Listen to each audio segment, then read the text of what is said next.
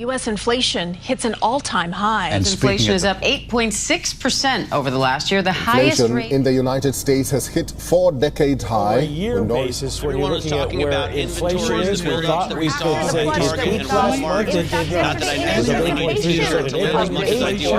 It wasn't a...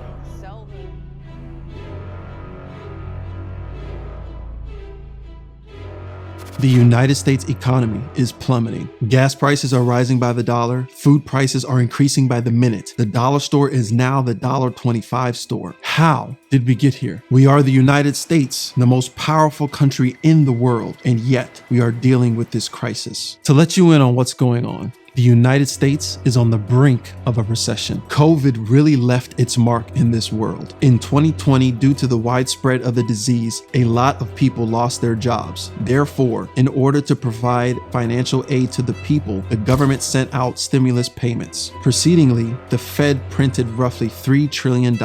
Money was deposited into accounts or checks in the mail, and excitement rushed through everyone's bodies. Then the Fed dropped consumer loan rates to purchase a house all the way to zero, to keep the economy going, to keep people spending money. Housing prices soared due to a massive flux of people jumping into the market to purchase a home. With all that being said, having the power to print money comes with a hefty price. It's almost like having too much power. Because of all these events, which led to the printing of $3 trillion, inflation skyrocketed. Inflation broke another 40-year record high. And this is even worse than the record hot inflation that we were expecting. U.S. economy keeps climbing an inflation mountain and thinking it's reached the peak. Clearly, it just continues to rise, even with all of the interest rate hikes. CPI 9.1, looking for 8.8, biggest in 40 years. Can you imagine having the power to print money at any time you want? You would probably be the most powerful being or government on the planet. Coincidentally, this is the state of which the United States holds their position, the most powerful government with the ability to print money at will. So how did we get here, you ask? This story goes way back to a specific year, a year that changed everything for the United States and the world financially, the year of 1971.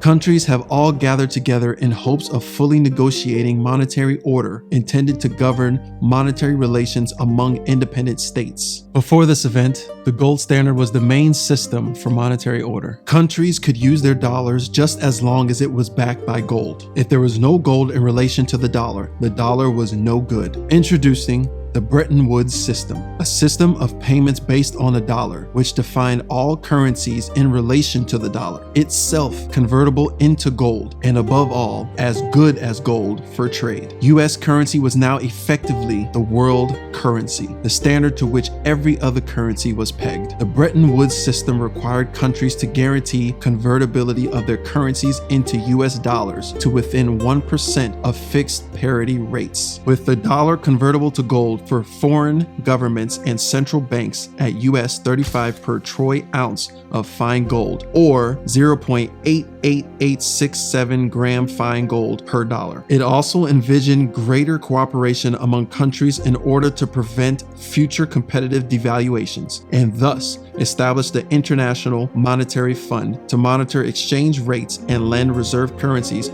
to nations with balance of payments deficits. Countries agreed and life was good. Well, for the moment.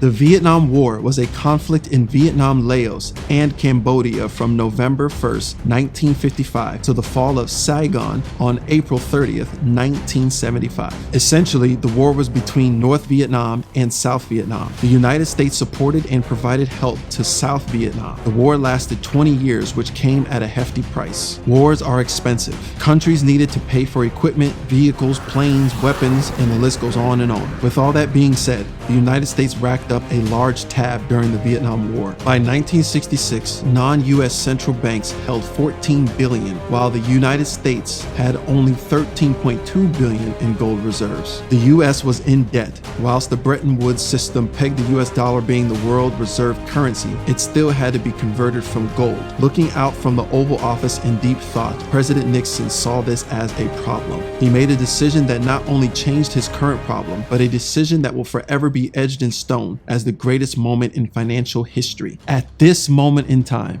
the United States became the most powerful country in the world.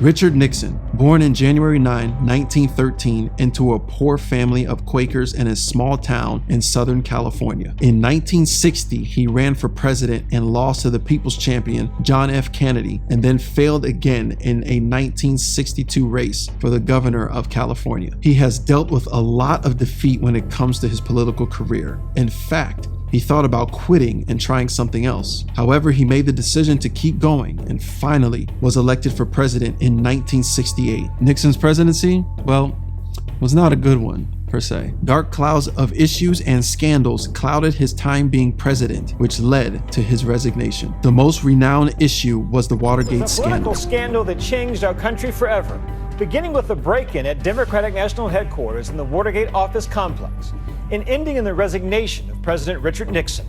Tonight, on the eve of the 45th anniversary of the Watergate break-in, we take an in-depth look at the events that led to his downfall. With all of the drama and tension during his presidency, one event changed everything. In 1971, Nixon took to the mic, addressing to the world that, effective immediately, he would be taking the dollar off of the gold standard and will transition to fiat money. I have directed the Secretary of the Treasury to take the action necessary to defend the dollar against the speculators.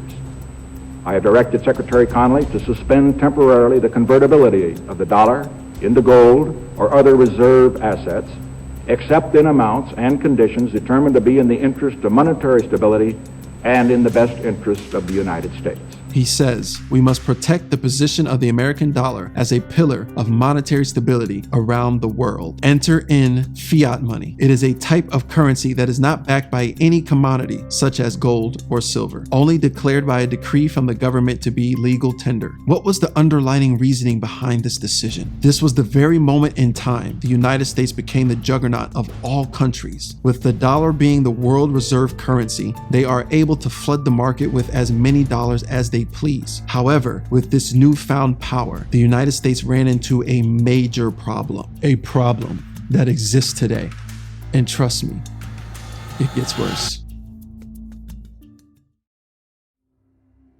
Due to the decision of our former president Richard Nixon, today the U.S. is paying the price. Last month's inflation numbers are worse than what the White House expected. Inflation now reaching its highest rate in 40 years at 9.1%. U.S. inflation reaching a 40-year high in June, up more than 9% from a year ago. The cost of consumer goods are rising immensely, and we are on the brink of a recession. Companies have already started laying off employees in order to keep the business in the positive. This after reports that Elon Musk vowed to cut 10% of the company's salaried headcount. And following big losses in crypto markets, cryptocurrency exchange Coinbase letting go of more than 1,000 employees.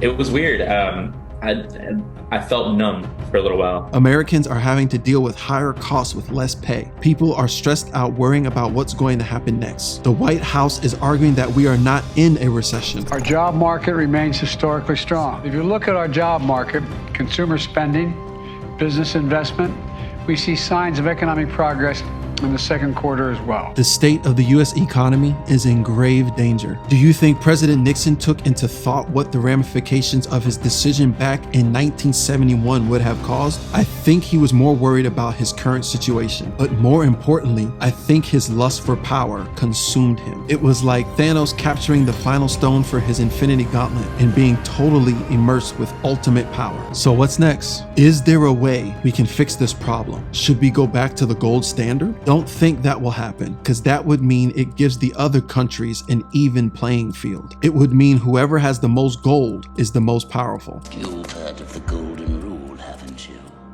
as the gold makes the rules. So it begs a question. How do we fix this problem? The cycle will continue as the US will try to keep inflation at a healthy 2 to 3% while still having the power to print money. An issue may arise forcing the US to print trillions again, or they may just even print money for things unknown to the public. I don't know. I don't think the US government will willingly let go of such power. But I do know this. No matter what happens, you, as a citizen of this world, has a decision to make. Either you complain about how bad and awful our economy is, or you can figure out how to flourish in this economy. The choice is yours.